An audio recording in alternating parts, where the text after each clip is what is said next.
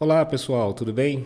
Aqui é o professor Christian, estamos de volta com a nossa disciplina de Macroeconomia 1 e hoje vamos falar sobre o equilíbrio entre as curvas IS e a curva LM. Lembrando que nas nossas duas últimas aulas fizemos a dedução e mostramos a inclinação e o deslocamento tanto da curva IS como da curva LM. Então hoje iremos partir para o equilíbrio entre essas duas curvas. Lembrando que esse equilíbrio só é possível para que o mercado de bens e o mercado monetário estejam assim em equilíbrio. Tá? Então, com isso, com o cruzamento, quando a gente juntar tanto a curva IS quanto a curva LM, vai fornecer para a gente um ponto de equilíbrio.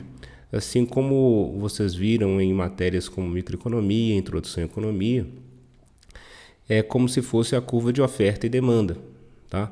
Então, a gente vai ter essa seguinte representação, onde a gente tem um ponto de equilíbrio que vai fornecer para a gente uma taxa de juros de equilíbrio e um produto renda de equilíbrio dado por esse cruzamento, aí, por esse ponto de encontro entre as curvas IS e a curva LM. Agora, não basta apenas a gente entender esse equilíbrio, mas a gente agora vai ter que ver também formas de que podem afetar esse equilíbrio entre essas duas curvas. E assim a gente vai verificar o que irá ocorrer dado uma variação ou mudança em algumas variáveis, como por exemplo o gasto autônomo. A gente já viu lá, por exemplo, que as curvas IS e a curva LM elas sofrem variações na sua inclinação dependendo da variação dos termos de sensibilidade de suas curvas, seja sensibilidade em relação à taxa de juros e até mesmo a demanda e oferta de moeda. Então, vamos pegar aqui um caso em que a gente vai considerar que haja um aumento do gasto autônomo ou um aumento do investimento. A primeira coisa que a gente tem que observar é que quando há uma alteração do gasto autônomo, nós podemos quais que vão ser as variáveis que serão afetadas. Tá? Quando a gente fala de gasto autônomo, então a gente está falando aí que vai afetar quem? Gasto, pode ser o gasto do governo, pode ser o investimento, pode ser o consumo. Tudo isso pode influenciar as transferências, tudo isso pode vir a afetar esse equilíbrio. Só que como o próprio nome já fala que é um gasto autônomo, isso não vai influenciar quem? Vai influenciar a curva LM. Tá? Por quê? Porque a curva LM é a única variável que pode impactar e fazer com que ela haja um deslocamento, seja para a direita ou seja para a sua esquerda, será a quantidade de estoque de moeda que existe na economia. Então, as políticas monetárias, por assim dizer, elas vão estar relacionadas a essa curva LM. Então, qualquer tipo de política que venha aumentar ou reduzir o estoque monetário irá influenciar a curva LM. E tudo que diz respeito àquela questão do gasto autônomo e que vai impactar seja o investimento, seja a renda, seja o consumo, seja as transferências, serão influenciadas pela curva IS. Então, como vimos, o que vai acontecer? Se a gente tiver um aumento do gasto autônomo e ou uma variação desse investimento, como que esse equilíbrio será afetado? Então, a gente já vai perceber que esse equilíbrio ele vai afetar primeiramente, ou melhor, unicamente, a curva IS. Então, veremos os seguintes questionamentos. Tá? Qual que vai ser feito sobre as taxas de juros? Qual curva irá se deslocar com essa variação? Então, a gente já viu que vai ser a curva IS. E qual que será o equilíbrio da renda e do produto agora? Então, vamos verificar isso agora. Então, quando há um aumento do gasto autônomo, nós vimos que a gente vai sofrer aí, vai haver um deslocamento para a direita, conforme demonstrado aqui pelas setas, para a IS', então para a direita. Então, com isso, o que a gente começa a observar? Com o aumento do investimento, aí pessoas podem pensar assim, mas o investimento vai influenciar a curva IS? Ele que vai influenciar a renda e o produto, porque maiores investimentos, seja investimento direto, a gente está falando aqui de gasto autônomo, ele vai influenciar essa renda, esse produto de equilíbrio. Então, desse modo, o que vai acontecer? O estoque de moeda ele é fixo, né? Então, vocês percebem que a curva LM ela não se altera. Então, nesse momento, o que vai acontecer? A curva IS deslocando para a direita, a gente começa a ter um aumento do nível de produto, do nível de renda da população, tá? E o que vai fazer, né? Se a gente perceber bem, na verdade, essa curva ela já não iria aqui diretamente para esse equilíbrio, né? Ela iria para onde? Ela iria para cá. Isso é o que a gente vai ver na próxima matéria, né? A gente vai até, só para fazer um adendo aqui, isso aqui é o que a gente chama de efeito deslocamento, tá? Mas não é para vocês focarem nisso agora. A ideia é só para vocês entenderem o porquê que parte aqui para cima. Então, o que acontece com pontos abaixo da curva LM? A gente tem um excesso de demanda por moeda. Então, o que a gente pode fazer para compensar excesso de demanda por moeda na atividade econômica? A gente vai aumentar quem? A taxa de juros. Justamente por quê? Porque a demanda, a oferta por moeda é essa curva LM. Então, à medida que a produção aumenta, a gente vai ter um deslocamento aqui para esse ponto LM. Então, a gente tem agora o quê? Uma maior renda e uma maior taxa de juros. Ok? Então, aqui é basicamente um resumo disso que eu acabei de falar, né? A gente vai ter esse deslocamento. E de que magnitude será esse deslocamento? Será o efeito multiplicador vezes a variação do investimento ou a variação do gasto autônomo dessa economia. Esse questionamento, né, do porquê que o aumento da demanda por moeda faz com que a taxa de juros se eleve é justamente pelo que a gente falou. Se a curva LM é somente essa, então você não tem como manter uma demanda por moeda nesse ponto, porque você não tem quantidade de estoque de moeda suficiente, dado que o estoque é na linha LM. Então, com isso, a gente vai aumentar juros. Aumentando os juros, você tira, né, você desinibe a população de fazer o quê? De demandar moeda. Né? Elas vão fazer aquela troca daquele portfólio que a gente viu lá, né, da carteira de portfólio do indivíduo, que ele vai tomar a decisão dele, se ele irá demandar mais obrigações ou moeda. No caso, se a taxa de juros está aumentando, então é melhor ele deixar de ter dinheiro em mãos e investir em obrigações. Por quê? Porque uma taxa de juros mais alta é mais atrativa para ele nesse sentido. Tá? Então, por isso que agora nós temos esse novo ponto de equilíbrio. E lembrando, se você tem um aumento da taxa de juros, obviamente também que esse investimento ele vai se reduzir, porque taxas de juros muito elevadas desestimulam o investimento.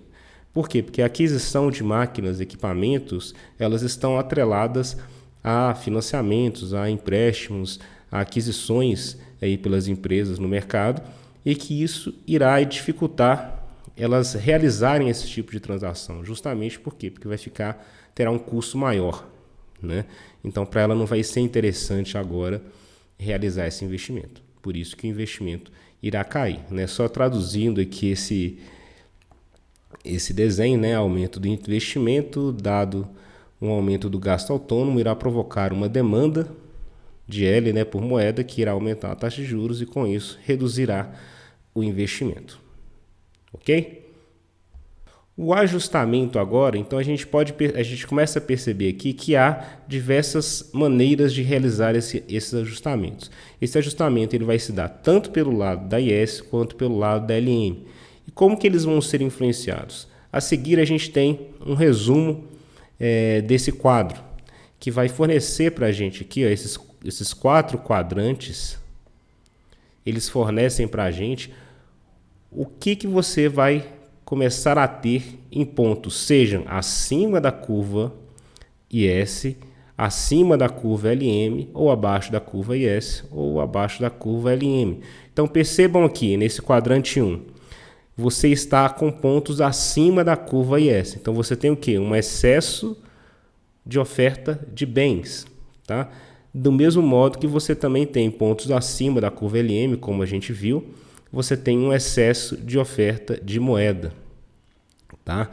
e assim sucessivamente com os quadrantes. Abaixo nós temos aqui um excesso de demanda por bens, está abaixo da curva IS, como vocês podem observar, e um excesso de oferta de moeda. Por quê? Porque está acima da curva LN, ok?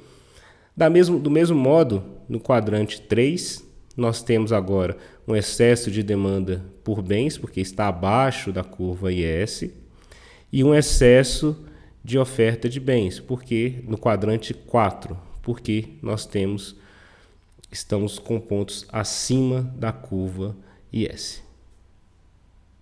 Agora a gente pode mostrar aqui, por exemplo, só algumas descrições a respeito desse equilíbrio, que é só para vocês facilitarem aí, às vezes, o entendimento, né? Então, sempre que houver uma mudança, né, conforme o equilíbrio for mudando, deve haver uma compensação, como eu já disse, seja pelo lado monetário, seja pelo lado da política fiscal. Porém, é importante a gente observar o seguinte, fazer um adendo, que modificações pelo lado da IS sempre são mais complexas, sempre são mais difíceis e mais trabalhosas de serem realizadas e de ter um resultado mais imediato. Tá? Por que isso? Porque pensem só, se você for adotar uma política fiscal, seja aumento de imposto, seja, por exemplo, igual a gente, atualmente, né, em 2021, a gente está passando agora com uma possível reforma tributária. Como que isso vai afetar a economia? A gente consegue fazer essa mudança já rapidamente, de imediato? Não, a gente não consegue porque são uma população inteira que vai sofrer muito rápido e que vai ser onerada durante um certo período de tempo, ou melhor, vários anos, até que haja uma nova mudança desse tipo de política. Já uma política monetária que está relacionada à quantidade de moeda que tem em circulação, né? O Brasil, durante muitos anos, ele sempre adotou, por meio de políticas monetárias, controles relacionados à inflação e tudo mais, que é a forma mais rápida da gente fazer essa regulação, porque aumenta a taxa de juros, reduz a taxa de juros. Se aumentar a taxa de juros, eu vou conseguir conter o consumo da população e, com isso, eu posso favorecer uma redução da inflação. Beleza, é uma alternativa. Você pode, às vezes, comprar mais títulos da dívida da população, então fazer com isso que você jogue mais moeda em circulação. Então, são várias medidas por meio de políticas monetárias que o resultado, a resposta que a economia vai ter, ela é muito mais imediata do que uma política fiscal, que ela é muito mais onerosa, muito mais demorada de se acontecer, né? Então, por isso que às vezes ajustamentos de equilíbrio na economia eles se dão muito pelo lado monetário. Então não pode ter mudança em política fiscal? Não, não é isso. A ideia é que a gente tem sim que haver mudanças fiscais ao longo dos anos, correções, porque, como a gente vai ver futuramente, né, se a gente não fizer mudanças hoje, quem vai pagar mais vão ser a sociedade futura, né, a população futura. E a gente também tem que pensar um pouco disso, né? A gente pode só pensar no hoje e esquecer que no futuro próximo essa conta vai chegar, né? Então, é só para ficar claro então, que as políticas monetárias elas têm um efeito mais rápido nessa ação de equilíbrio da economia. Aqui é só para a gente mostrar, tá? Eu acabei colocando setas aqui, né, para indicar que sobe ou cai, né, cada um desses tipos de ajustes. Né? Aqui esse quadro resumo é basicamente a mesma ideia aqui desse gráfico, mas é só para ficar mais claro às vezes e facilitar aí a visualização, né? Por exemplo, a gente tem aqui o mercado de bens e o mercado monetário e as devidas regiões 1, 2, 3 e 4. E aqui os desequilíbrios. No caso do mercado de bens, excesso de oferta de bens. O que vai acontecer com o ajuste? Né? Qual que vai ser o ajuste? É reduzir a oferta de bens. Como que reduz essa oferta de bens? Dado que também a gente tem um excesso de oferta monetária, reduzindo taxa de juros, incentivando o consumo, incentivando renda da economia. Deu um problema aqui, só um minuto. Bem, pessoal, estamos de volta. Desculpem. Então, aqui nós temos, voltando aqui à explicação da tabela, a região 1 e 4 aqui no mercado de bens e o ajuste pelo lado do produto. Já no mercado monetário temos o ajuste aqui por taxa de juros, tá? Então, como que eu corrijo excesso de oferta de bens? Eu reduzo o nível de produção. Excesso de oferta de moeda, eu reduzo a taxa de juros. Como que eu corrijo excesso de demanda por bens? Eu aumento a quantidade de produtos. Como que eu corrijo, então, o excesso de demanda por bens? Eu aumento a taxa de juros, de moeda, né? Excesso de demanda por moeda, eu aumento a taxa de juros, tá? Então, esse é basicamente um resumo daquele gráfico, só para facilitar o entendimento de vocês. Aqui, eu não vou ficar entrando em tantos detalhes com relação a essas deduções matemáticas, aqui, deduções algébricas, mas é apenas para vocês verificarem o seguinte: aqui nós temos a curva IS, aqui nós temos a curva LM, né? As deduções matemáticas de ambas as curvas. A ideia aqui é para a gente conseguir chegar ao ponto de equilíbrio quanto a essas duas curvas. Tanto a IS é exatamente igual à curva LM, né? Então, em equilíbrio, o nível de produto ele é dado por essa expressão, tá? Então, aqui é só para vocês terem uma noção, entenderem melhor como que se dá aquele ponto de equilíbrio, né? Aquele é lá, aquela variável de equilíbrio, tanto para o nível de produção e nível de renda, como também isolando para I, e aí a gente tem o equilíbrio em relação ao nível de taxa de juros, tá? É basicamente isso. Eu não vou ficar aqui, passa para cá, passa para lá, que a ideia não é essa, é para vocês terem uma ideia, um entendimento claro, e caso necessitem fazer esse cálculo, já tenham essa dedução aqui. Perfeito? Então, dando prosseguimento, entrando agora um pouco sobre essa questão relacionada à política monetária, que a gente já acabou falando aqui muito disso, né? O principal agente regulador da quantidade de estoque de moeda que a gente tem na economia, como já foi dito, é o Banco Central. Ele que vai controlar esse estoque de moeda que tem, tá? Agora, a variação desse estoque também vai depender muito da sensibilidade que a demanda por moeda vai ter com a taxa de juros, tá? Ali a gente viu, no caso anterior, da mudança de equilíbrio, nós vimos uma mudança relacionada a, basicamente, variação do gasto autônomo. Então, quem alterou foi a curva IS. Agora, vamos analisar isso pelo lado do estoque de moeda. Se houver uma variação no estoque de moeda, o que vai acontecer com a nossa curva LM, tá? Então aqui nós temos esse seguinte exemplo. Vamos considerar então uma variação positiva, um aumento, né, do estoque de moeda. Se é um aumento do estoque de moeda, o que irá acontecer com a nossa curva LM, tá? Lembrando, gente, aumento do estoque de moeda não quer dizer excesso de oferta de moeda, tá? São duas coisas distintas. São pontos acima que a gente tem excesso de moeda e pontos abaixo nós temos excesso de demanda por moeda. Agora a gente está falando do deslocamento da curva como um todo, tá? Então, considerando um aumento, uma variação positiva do estoque de moeda, eu estou aumentando. O que acontece quando você aumenta o estoque de moeda? Basicamente, a gente vai perceber que a curva LM vai se deslocar para a direita e para baixo. Então, com isso, a gente vai ter um aumento desse estoque de moeda. E com isso, o que a gente começa a perceber? É que, olha só, no primeiro momento, a gente tem um aumento dessa LM. Então, inicialmente, né, considerando a mesma taxa de juros, ela estaria aqui, né? E a gente vai sofrer, olha só, aqui, né, por meio dessas setinhas aí, a gente começa a observar que vai haver uma redução muito expressiva, né, do estoque, ou melhor, da taxa de juros, né, e consequentemente da demanda por moeda, né. Então vocês percebem que estamos com pontos abaixo da curva IS nesse caso. E o que a gente tem nesse ponto aqui? Lembrando, aí basta a gente lembrar daquele quadrante lá, né? Daquela representação daquele nosso quadrante. Pontos abaixo aqui da curva LM, considerando, vamos pegar aqui esse outro para facilitar. Pontos abaixo aqui, ó, tanto da curva IS como da curva LM, a gente está no quadrante 3. Nós temos então que excesso de demanda por moeda e excesso de demanda por bens. Qual que é a estratégia? São duas estratégias para a gente conseguir corrigir esse problema aqui em E1, a esse nível de taxa de juros. Né? Se a gente tem excesso de demanda por bens, olhando lá na tabelinha, se vocês quiserem olhar, qual que vai ser a estratégia?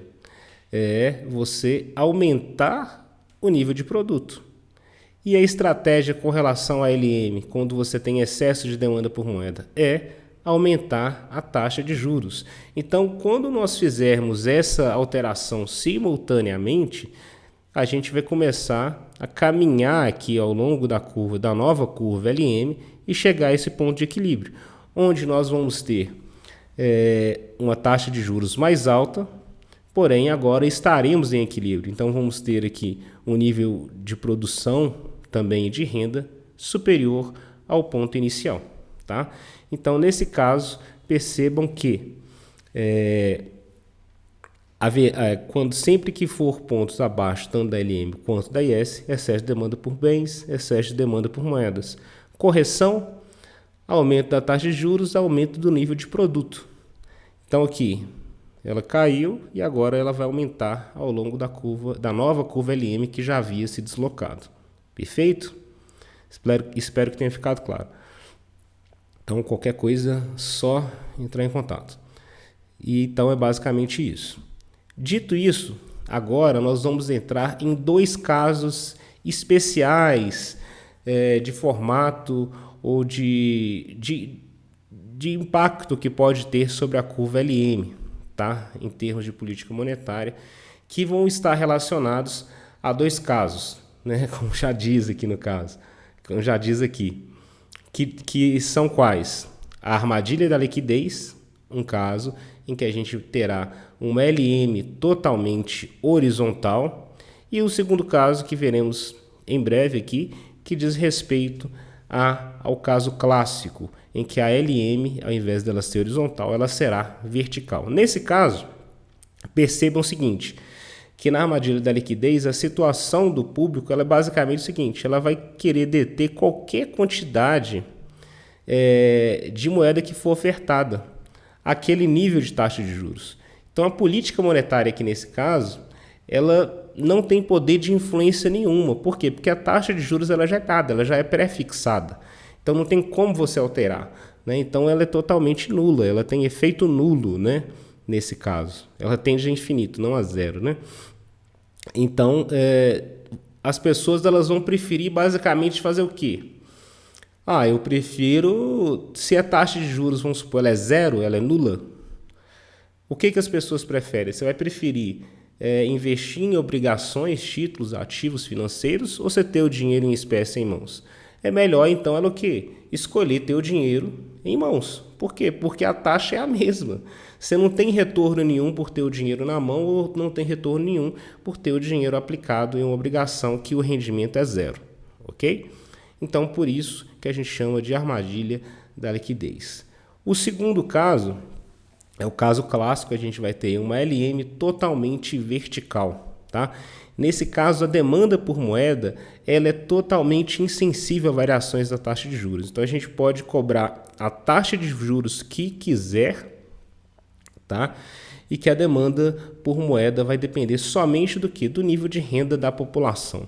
Nesse caso, qualquer tipo de política que venha a ter, tá, em relação à política monetária, ela terá seu efeito máximo. O que for definido, seja de aumento de estoque monetário, seja de aumento de produção, de aumento de renda, ele vai ser influenciado, tá?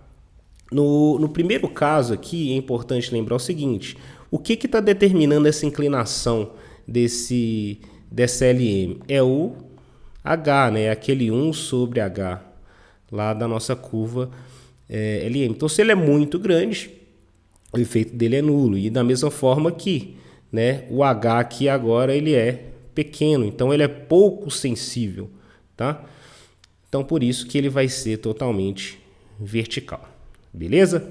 Então, gente, paramos aqui com a nossa explicação sobre os equilíbrios, o equilíbrio da curva IS-LM, mostramos aqui alguns deslocamentos, tá? seja tanto da IS, seja da LM. Claro que os deslocamentos que apresentamos foram todos positivos, mas o negativo é somente você pensar da forma inversa, tá? A gente vai ter um deslocamento para a esquerda, né? Ou para cima, no caso da LM, beleza? Então é isso, ficamos assim e nos vemos então na nossa próxima aula. Um abraço e até mais.